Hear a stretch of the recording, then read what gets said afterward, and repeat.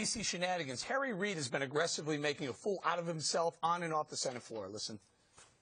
The Koch brothers seem to believe in an America where the system is rigged to benefit the very wealthy. Terrible dishonesty of these two brothers are about as un-American as anyone that I can imagine. These people who hold themselves out to be patriots are not. They're nothing more than domestic terrorists. Now the GOP is fighting back. Listen to RNC Chairman Reince Priebus getting fed up with old Harry this morning. Listen. Harry Reid is so dirty and so unethical that some of these things have to happen. And the RNC, in a memo to members today, writes, quote, he was caught funneling campaign money to his relatives. His Senate Majority PAC was caught lying to voters, and he was caught hypocritically accepting money tied to the people he calls un-American as he desperately clings to power. Is there anything Harry Reid won't do to promote his own self-interest? And let me start with you, GOP, fighting back.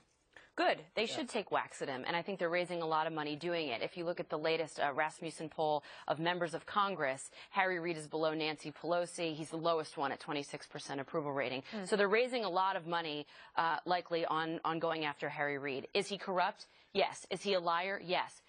The danger of this, though, is Harry Reid doesn't really nationalize the election. If this becomes the Koch brothers, which has been the argument on the left, which makes liberals' heads blow up when you say their name, just look at Bob when we say the Koch brothers. If it becomes the Koch brothers versus Harry Reid, I think that's a problem. And I think if Republicans only on Harry Reid, then they miss the opportunity to go after bigger things and reach higher, like the unpopularity of Obamacare. What do you think of the GOP fighting back? Well, first of all, I mean, look, Harry Reid has got an ability to say the wrong thing at the wrong time, but I agree with him. Everything he said about the Koch brothers, I agree, plus 10. Or times 10. He was exactly right about that. The thing about the domestic terrorists was just a horrible use of words. But I don't know what the Republicans think they're doing. They're attacking him for higher people. You know, I don't know of a campaign, honestly, that I ever worked on that somebody in the family didn't get a job on. I'll bet you, if I went through the Republican filings, I bet you I could find endless numbers of them. It's a little bit more seedy than that. I mean, he was funneling thousands of dollars through his campaign to family members. And if a Republican would do it, you wouldn't stop talking. I bet you I could find a Republican. And they weren't doing work on the campaign. Can I also emphasize this? He's the Senate Majority Leader. Doesn't that position come with a little bit extra scrutiny, a little bit extra?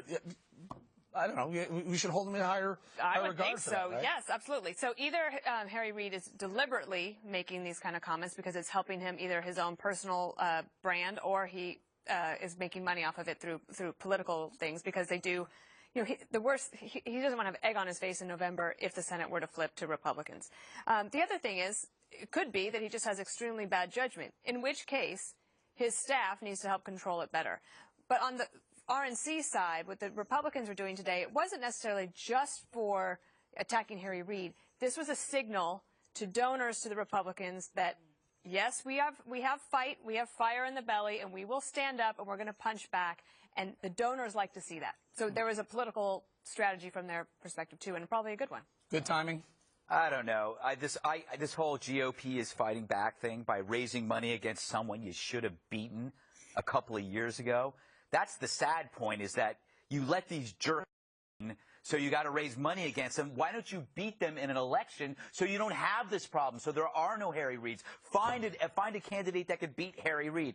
Harry Reid is a symbol of the worst kind of politician in that he's brazen in his cronyism.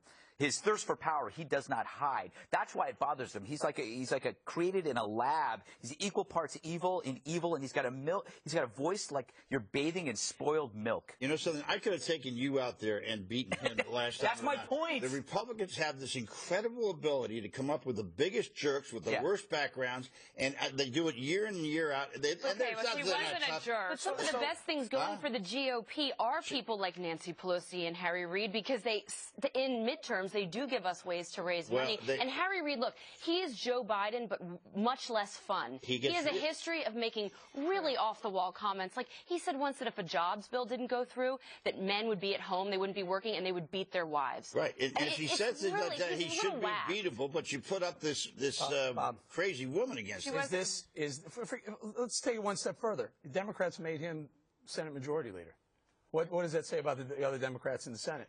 That he's really powerful and smart.